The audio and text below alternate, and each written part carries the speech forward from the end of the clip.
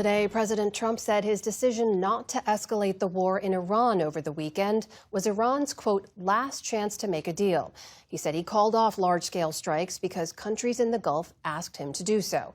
This threatening of new strikes and then calling them off is something the president has done many times over the past few months. Our Nick Schifrin has more. Today on the Strait of Hormuz, it is deja vu. Once again, ships sit stranded. And once again, the commander-in-chief cancels plans to escalate. We are talking right now, we're talking at the request of Iran. Over the last few days, it's been another example of Iran whiplash. Well, we're doing, babe. On Friday, the president and senior aides suggested escalation was imminent. We were going to hit them very hard yesterday, very, very hard, harder than any attack. I think I can say, General, from a point of knowledge, any attack since World War II. But he now says that Saudi Crown Prince Mohammed bin Salman and other regional leaders changed his mind, at least for now. This is a last chance. This is not something that, if it doesn't happen, this is a last chance for them to sign a good document. U.S. and regional officials tell PBS NewsHour there are talks between the U.S. and Iran and Oman over the Strait of Hormuz. But Iran reiterated today it would never reopen the strait. As long as the current U.S. evil acts continue, as long as the naval blockade of Iran remains in place, there will naturally be no significant development or major change in the situation in the Strait of Hormuz. This is not the first time the president has claimed diplomatic progress that Iran has denied, nor the first time he's threatened to escalate and backed off. In April, where every bridge in Iran will be decimated by 12 o'clock tomorrow night. And then 2 days later, Operation Epic Fury was a historic and overwhelming victory on the battlefield. Across 1 week in May, We're either going to make a deal or they're going to be decimated. There seems to be a very good chance that they can work something out. and 24 hours in June. We're going to be attacking them very hard. We found them to be rational, and they're going to make a deal.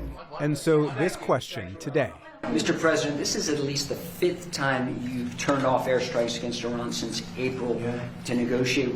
What is your message to the American people? I want to give them every last chance before decapitation. Very tough to do what we have planned, still planned.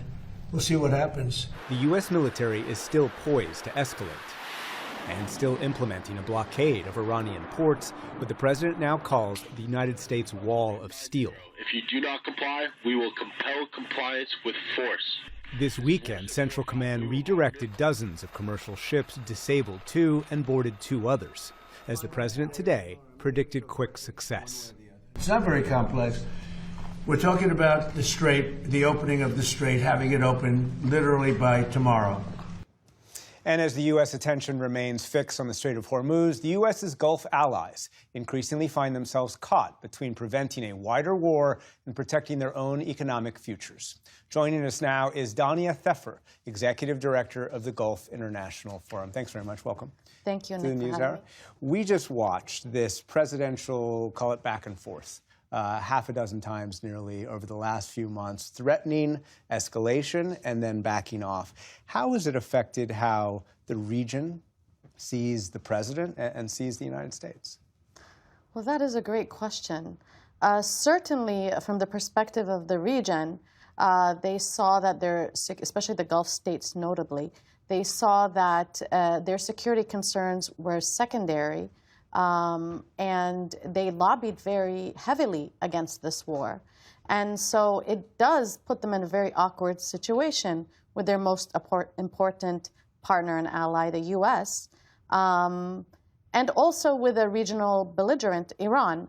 So the Gulf states have obviously had difficult relations with Iran, historically speaking, but they were well aware of what the consequences of this war was and that it would be a strategic blunder.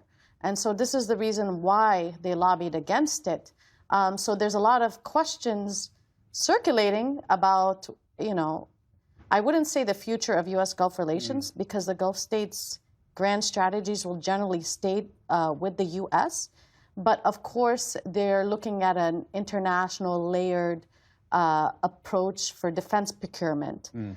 So a diversification or sort of hedging, if you will. A little hedging, yeah. You mentioned how these Gulf states, the U.S.'s Gulf allies, were worried about this war going in. They've been worried about it throughout. And specifically, Saudi officials tell me that the Saudi government, the Crown Prince Mohammed bin Salman, has been very worried about escalation. He called the president over the weekend. Saudi officials believe that call convinced the president to back off. The president basically said as much. Why, for Saudi Arabia, why for some of the other countries, have they been so worried about this particular escalation right now? Well, we are going into a dangerous phase. Iran has sent warning shots to the Gulf states and to Saudi Arabia specifically. Maybe not directly. They have a degree of plausible deniabilities because it came through the Houthis, through the Iranian-backed group in Yemen. Yes, through the Houthis, who are an Iranian-backed group in Yemen. And, you know, also from Iraq, Saudi Arabia was attacked. And more noteworthy is also ports near the Suez Canal, which is the other outlet area in which boats can go through, because there's two choke points in the Red Sea, the Suez Canal and Bab el-Mandeb. So basically, the Iranians are sending the message that they will lock them into the Strait of Hormuz. And we've got this map right here, the three choke points that you referred to, the Strait of Hormuz, of course, but in addition, the Bab el-Mandeb Strait, the gateway to the Red Sea. That's what the Houthis are threatening. And now we have this explosion outside the Suez Canal. What does that triangle, if you will, of maritime choke points, what power does that give Iran and its allies? Well, the Saudi ports were the lungs for the Gulf states in this war. So this is how they were able to bypass the Strait of Hormuz, not only for Saudi Arabia to sell oil, which is incredibly important to the international economy and is critical for Saudi's economy, but also talking about supply chains. This is the only one of the core areas in which the Gulf states are all receiving their supply chains. So cutting off Saudi Arabia would also be very costly for the GCC states as well. And this is why Saudi Arabia has been establishing a Red Sea coalition to try to address this with other Gulf states, not all of them, and also with Turkey, with Pakistan, and other coastal states along the Red Sea to try to address this. But the overarching issue is that Saudi Arabia wants de-escalation, and the point to Trump is that this is going to be too costly without any strategic returns. And we've only got about 45 seconds left, so it's a hard question to answer in that time. But at this point, does Iran believe that whether it's those choke points or what we saw with the president going back and forth, that it has leverage?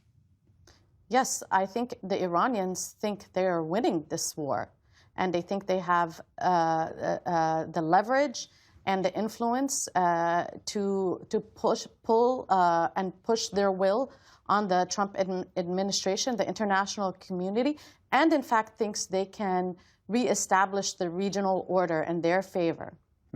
Dania Theffer, the Executive Director of the Gulf International Forum, thank you very much. Thank you for having me, Nick. Thank you.